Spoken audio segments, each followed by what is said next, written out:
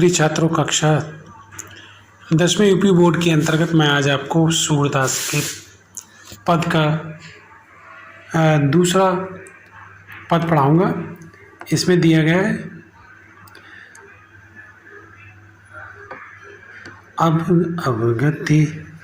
अवगति गति कछु कहत न गावे, ज्यों गूंगे मीठे फल को रस अंतर गति ही भावे, परम स्वाद सब ही सो निरंतरे, अमिति तोष उपजावे, मन वाणी को अगम्य गोचरे, सो जाने सो पावे, रूप रेख गुण जाति जुगत बिन, निरालंब कित धावे, सब विद्या गम विचारे ताते, सूर्य सगुन पद गावे। पहली लाइन में कहा गया कि अवगति गति कुछ कहत न आवे, यानी उस निराकार ब्रह्म की गति का वर्णन करते हुए या वर्णन नहीं किया जा सकता। सीधे शब्दों में कह दें कि उस निराकार ब्रह्म की गति का वर्णन नहीं किया जा सकता। ज्यों गूंगे मीठे फल को रस, गूंगे जिस प्रकार कोई गूंगा व्यक्ति यदि मीठे फल का रस पान कर ले तो वह उसका क्या कर सकता है, उसके स्वाद को अपने मन ही मन में उसके स्वाद को पाता है।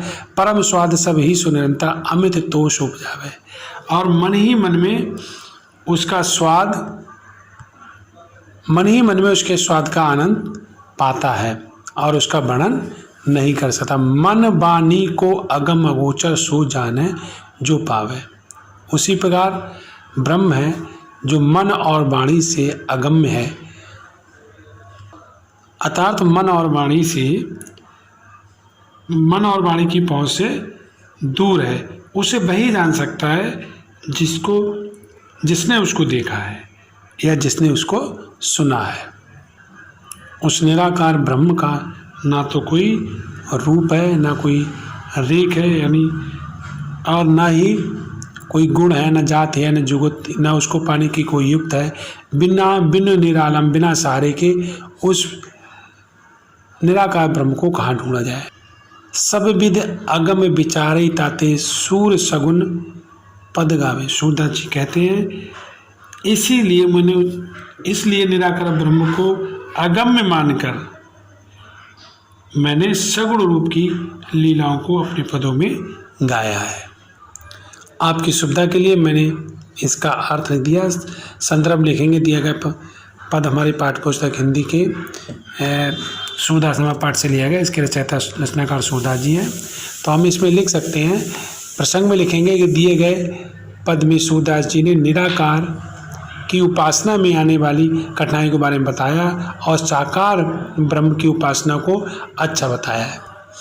अब अर्थ की बारी आती है। व्याख्या में लिखेंगे उस निराकार ब्रह्म की गति का वर्णन नहीं किया जा सकता है, क्योंकि उसका कोई आकार नहीं है। जैसे गुण, जिस प्रकार से गूंगा व्यक्ति मीठे फल का रस का आनंद मन ही मन पाता है और उसका वर्णन नहीं कर सकता है, उसी प्रकार निराकार ब्रह्म का वर्णन वाणी से नहीं किया जा सकता है। वह मन और वाणी से की पहुँच से दूर है। उसे वही जान सकता है जिसने उसको पाया है या सुना है या स्पर्श किया है, वही उसकी अनुभूति जान सकता है। क्यों? केवल उसी को निराकार ब्रह्म का ना ही कोई रूप है, ना ही कोई विशेषता है, ना ही उसकी कोई जाति है, ना ही प्राप्त करने का कोई उपाय है। बिना सहारे के उसे कहाँ ढूंढा जाए, कहाँ दौड़ा जाए।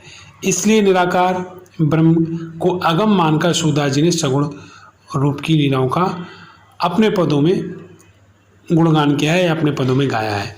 काव्य सौंदर्य में भाषा ब्रज है, छंद गेय है, शैली मुक्तक और रक्स भक्ति और शांत है।